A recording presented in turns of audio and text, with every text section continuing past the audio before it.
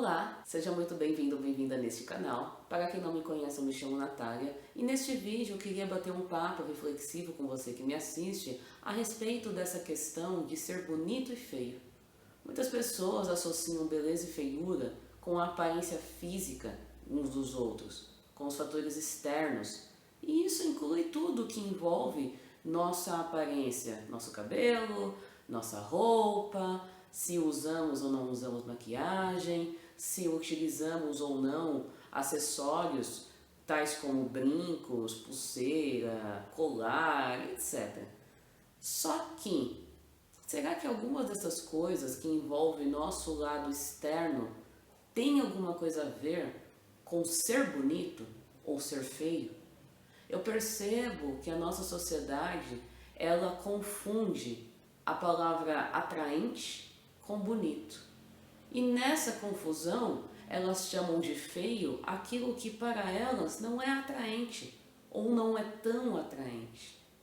Só que, quando se trata de bonito e feio, quando se trata desses tipos de valores, eu aprendi que isso se limita ao nosso caráter.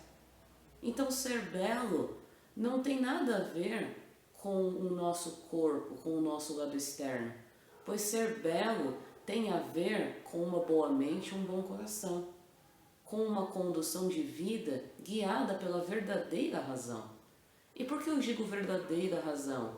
Porque as pessoas pensam que estão pensando corretamente, elas acham que estão certas naquilo que estão proferindo, sendo que existe uma coisa chamada correto pensar.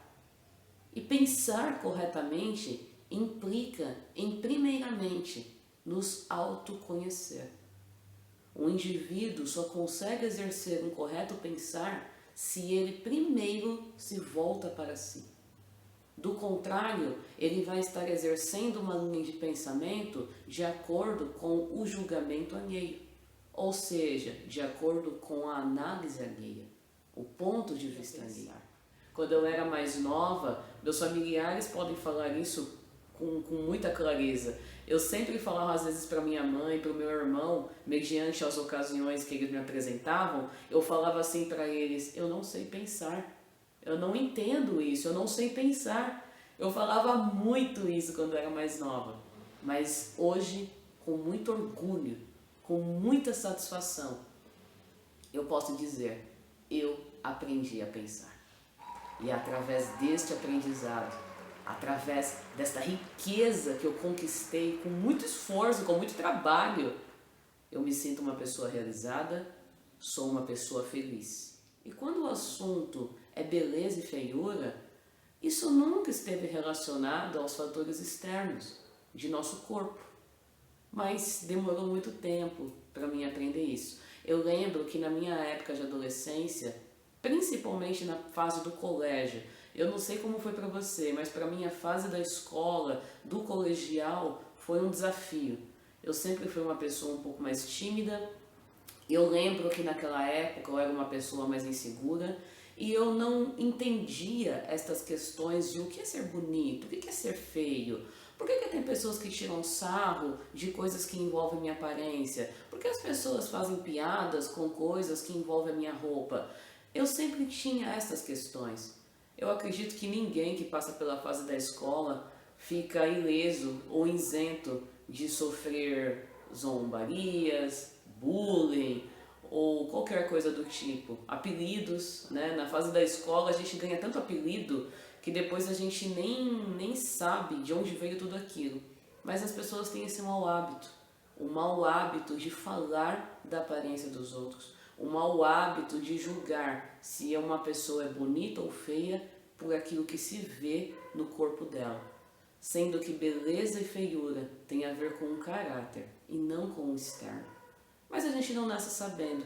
E hoje, quando eu lembro da minha fase de escola, por exemplo, eu lembro que eu ficava muito pega nessas questões e na ilusão, na ridícula ilusão de querer ser bem vista ou de querer conseguir se envolver com colegas, ter um relacionamento ali com os amiguinhos, a gente acaba aderindo a assuntos que nem eram tão interessantes assim para nós, acabamos querendo mudar algo em nossa estética porque a gente se deixa levar pelas opiniões dos outros. Um exemplo disso é a questão do cabelo. Eu lembro que na minha época de adolescência, eu sempre ficava na cabeça da minha mãe porque eu queria alisar o cabelo. E minha mãe, tudo bem, ela me levava no salão de cabeleireira para poder alisar o cabelo, ou então fazia escova, passava chapinha em casa do meu cabelo. Depois eu aprendi eu mesma a passar a prancha do meu próprio cabelo e assim foi durante muitos anos. Na minha época de colégio, depois que eu saí da fase do colégio aos 18 anos, né, terminei o ensino médio aos 17 anos, e nos meus 18 anos ali fui seguindo minha vida adulta e eu ainda tinha essas crenças limitantes de que um cabelo mais liso a gente fica melhor. Só que meu cabelo não nasceu liso. A raiz do meu cabelo sempre foi uma raiz cacheada e um cacheado volumoso. Só que eu não entendia muita coisa naquela época e eu era muito fácil de se deixar levar. É onde eu ficava sempre tentando buscar aceitação, sempre tentando buscar aprovação. Bom, se a maioria das pessoas dizem que esse tipo de cabelo é mais bonito, então eu vou tentar ter um cabelo desse tipo. Ah, se as pessoas falam que mulher tem que se vestir assim porque cai melhor, então eu vou tentar me aderir àquele meio. E isso é uma prisão. Todas as vezes que fazemos algo porque outras pessoas estão falando e a gente não vê daquela forma, nos colocamos em um jugo, nos colocamos em uma prisão. E esse jugo é pesado. E não fomos feitos para carregar nenhum jugo pesado. Daí a importância de olhar para si próprio. Daí a importância de exercermos o verdadeiro amor, que é um estado de conscientização absoluto. Se você quiser saber mais sobre isso, se quiser se aprofundar mais sobre o que é o amor, depois deste vídeo, assista ao vídeo que tem aqui no meu canal chamado O que é o Amor. Eu vou deixar o link dele na descrição e no final deste vídeo. Voltando para o cerne da questão do assunto, esse negócio da gente querer ficar se enquadrando no que os outros estão dizendo, no que os outros julgam como bonito, como belo, não é saudável. Temos que aprender a realmente olhar para si e ver como eu sou, o que eu sou, se eu fui feito de determinada forma, se a natureza me formou assim, por que eu quero mudar isso em mim? Qual é a intenção que eu tenho por trás dessa ação que eu quero tomar? Não sei se você assistiu ao vídeo que tem aqui no canal chamado Reflexão sobre Vestimentas, mas naquele vídeo eu enfatizei muito essa questão de observarmos a nossa intenção por trás de cada ação que estamos tomando e ou que queremos tomar. Então, sobre esse ponto de ser bonito, ser feio, o que eu descobri? Eu descobri que a nossa sociedade, ela confunde ser atraente com ser bonito. E o oposto, não ser atraente com ser feio. Tanto é que as pessoas quando vão falar de uma pessoa, ou até de um animalzinho que não é tão atraente na visão delas, elas já falam, nossa, aquele bicho ali é feio, nossa, que pessoa horrorosa. Mas isso não significa que os seres são feios. Significa apenas que eles não lhes são atraentes. E às vezes o que não é atraente pra gente pode ser atraente pro outro. E isso é normal, é natural. Tem pessoas que não vão nos atrair. E muitas vezes não é nem tanto pela aparência física dela. Às vezes é pelo jeito que ela fala, pelo tom de voz dela. E isso não tem nada a ver com ser bonito e feio. É o jeito da pessoa.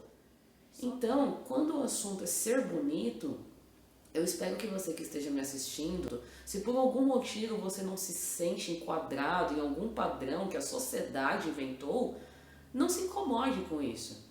Isso não, o fato de você não estar dentro do padrão que alguém criou não significa que você seja feio. Não significa que você não seja bonito ou bonita. Observe quem você é. Veja o seu caráter. Veja como você enxerga o semelhante. Veja como você lida com aquilo que é sua responsabilidade. Veja o seu nível de honestidade. Isso tudo envolve o caráter. O que nos torna bonitos ou feios é o nosso caráter e não a nossa aparência. A nossa aparência física é algo mutável, é algo passageiro. Se a gente se reduzir àquilo que é externo, então quem somos? A Natália, por exemplo, de 20 anos atrás, não é a mesma Natália de agora. Há 20 anos atrás, tendo como base a data que estou gravando este vídeo, tinha 9 aninhos de idade. A Natália de 9 anos de idade não é a mesma Natália de agora. Nós não somos a forma, não somos o corpo. Se fôssemos o corpo, qual deles seríamos? Nosso corpo passa por tantas mutações, passamos por tantas transições aqui, e quem realmente somos? Será que você consegue compreender que aquilo que somos é algo que está além desta forma física? Todas as formas físicas são passageiras, todas elas. E não convém a gente se limitar às formas físicas. Não convém limitarmos palavras tão fortes como bonito e feio a formas físicas. É interessante aprendermos a aplicar estas palavras, assim como tantas outras, naquilo que realmente interessa, que é o caráter de um indivíduo. Tem pessoas que ficam tão pegas nestas questões externas e elas perdem a oportunidade de se autoconhecer e de aprender a desenvolver uma análise mais justa, um julgamento mais plausível acerca das coisas. Esse negócio de buscar a aceitação dos outros, esse negócio da gente ficar modificando coisas que têm a ver com nossa personalidade, só para querermos nos encaixar em uma sociedade que, na minha visão, é muito doente, é muito debilitada quando o assunto é conhecimento, não é saudável. Temos que aprender a se autoconhecer mesmo. Às vezes as pessoas, quando vão falar de si mesmas, elas se limitam apenas nas questões que envolvem a forma. Aí você pergunta para a pessoa, quem é você? Aí ela começa, eu sou fulano de tal, eu tenho a profissão tal, nasci no lugar tal e tal, tal, tal. Ou seja, ela só sabe falar daquilo que envolve a questão da forma, do corpo. Ela nunca fala o ponto que realmente define quem ela é. Porque muitas vezes nem ela mesma sabe. Materialmente falando, carnalmente falando, no mundo da forma, quem é a Natália? A Natália é uma mulher casada, dona de casa, também escritora. Esta é a Natália no mundo da forma. Mas eu não sou a forma. Então quem é a Natália? Sem ser no mundo da forma. A Natália é a vida. Uma vida experimentando situações de vida. Aquilo que somos é imutável. O eu sou é vida. Mas aquilo que complementamos a vida, aquilo que complementamos a palavra eu sou, tudo isso é mutável. Podemos ser coisas boas, podemos ser coisas ruins, podemos ser coisas que manifestam títulos grandiosos e podemos ser coisas que não manifestam nada. E está tudo bem, porque o no nada é no nada que pode surgir tudo o que quisermos. Quer um exemplo? Se você tem um cômodo na sua casa vazio, suponha aqui comigo, entra na analogia. Você tem um cômodo vazio na sua casa. Esse cômodo é apenas um espaço vazio. Você não define ele como uma sala, uma cozinha, um quarto, porque ele não tem mobília. É apenas um quadrado, são apenas paredes levantadas e um teto. Então ele é um nada. Só que através desse nada, ele pode ser aquilo que você quiser. Se você quiser transformar ele numa cozinha, você vai mobiliá-lo como uma cozinha. Se você quiser que ele seja um quarto, você vai colocar nele mobílias de quarto e assim vai. Então, quando você se deparar com informações que dizem que a gente é um nada, não discirna isso de uma maneira destrutiva. Lembra que a luminária do corpo são os olhos. Se os nossos olhos são bons, todo o nosso corpo tem luz. Mas se os nossos olhos são trevas, todo o nosso corpo é trevas. Isso significa que a luminária do nosso ser é o nosso discernimento. Se discernimos as coisas de uma maneira boa e saudável, vamos ser iluminados por onde quer que a gente passe. Mas se a gente discerne as coisas sempre para um lado destrutivo, é natural que a gente vive em trevas, isto é, vive em ignorância. E sempre vamos estar encarando as coisas de uma maneira fúnebre, com sentimentos de vítima, de coitadismo, vamos estar se colocando como algo sofredor. E não é isso que interessa. O interessante é a gente evoluir, o interessante é a gente se aperfeiçoar, o interessante é estarmos em constante aperfeiçoamento. Só que para isso precisamos exercer o correto pensar. E o correto pensar só se dá através do autoconhecimento. E convém exercermos um autoconhecimento com um bom discernimento. Então, quando o assunto é ser bonito e feio, assim como qualquer outro, mas eu quis gravar esse vídeo falando sobre essa questão porque tem muitos jovens, muitos adultos que têm uma autoestima baixa porque eles são presos na opinião dos outros. Quem vive pelos aplausos morre pelas críticas. Então, convém sermos originais ao invés de querer ser o tempo todo um artista. Artistas, eles normalmente atuam papéis de acordo com aquilo que é requisitado a eles. Mas não convém sermos artistas o tempo todo. Temos nossos papéis no teatro da existência? Claro que temos. Mas não podemos nos esquecer da nossa originalidade. Temos que olhar para si. Quem realmente somos? O porquê estamos atuando determinada coisa? Por que estamos querendo mudar algo que faz parte da nossa natureza? Por que queremos exercer mudanças radicais em nosso corpo? Para quê? Qual é a intenção? Só para agradar um público? Só para se sentir enquadrado em um miolinho de pessoas, em um grupinho de pessoas? Por quê? Temos que fazer essa pergunta para nós. Por que eu quero mudar em mim algo que eu nasci assim? Meu corpo nasceu com um determinado funcionamento. Para que eu vou mudar isso? Para que eu vou ficar querendo modificar algo que faz parte da minha natureza? Temos que fazer estas perguntas para nós. Muitas vezes as pessoas fazem cada mudança no corpo delas porque elas estão presas, elas estão condicionadas à opinião alheia, ao que os outros estão dizendo que é normal, ao que os outros estão dizendo que é liberdade, sendo que não é. A verdadeira liberdade está intimamente ligada ao autoconhecimento e uma autoconscientização daquilo que se é. Uma pessoa, quando verdadeiramente ela é livre, ela não sai fazendo tudo o que passa na mente dela ou sai executando tudo o que oferecem para ela. Uma pessoa, quando verdadeiramente é livre no quesito mental, ela analisa tudo de uma maneira consciente. E ela só vai exercer aquilo que realmente ela enxerga e vê de uma maneira lógica e plausível.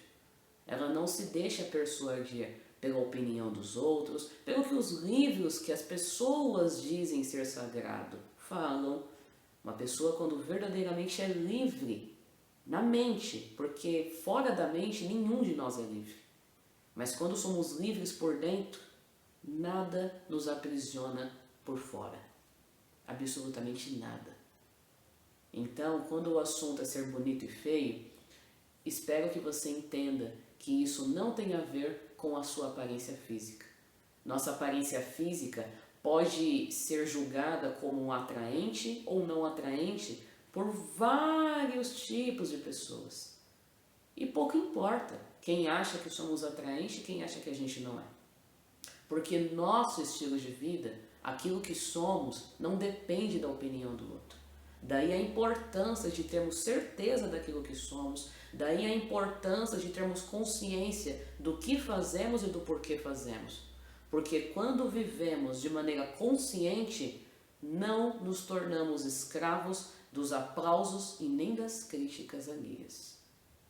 Então eu espero que este vídeo possa ter despertado em você uma reflexão, possa ter lhe agregado boas informações E se você quiser bater esse papo comigo, esticar esse papo aqui comigo nos comentários, fique à vontade. Eu falo por experiência própria. Muitas coisas eu aperfeiçoei em mim, muitas coisas eu mudei ao longo da minha existência quando eu aprendi a pensar. Então eu espero que você também atinja esta felicidade, atinja esta grandeza de aprender a pensar, de aprender a olhar para si, a realmente refletir nas coisas, sem se importar se os outros vão concordar ou não com você, sem se importar se você vai fazer parte ou não de algum grupo de pessoas. Todas as pessoas que ficam defendendo grupinhos, inconscientemente, elas não veem que estão promovendo guerra. Porque a guerra, ela é apenas um sintoma de um vírus chamado soberania. Pessoas que são pegas em defender grupinhos, sejam eles religiosos, sejam eles voltados para a pátria, para questões sociais, são pessoas que inconscientemente alimentam o vírus chamado soberania. E desse vírus vem o sintoma, que é a guerra. Às vezes as pessoas falam de guerra apenas se baseando nesses casos, como aconteceu recentemente entre a Rússia e a Ucrânia. Mas elas se esquecem que tem famílias vivendo em guerra, tem casais vivendo em guerra, vizinhos vivendo em guerra. Porque cada um quer defender o seu grupinho, cada um quer defender o seu pontinho de vista.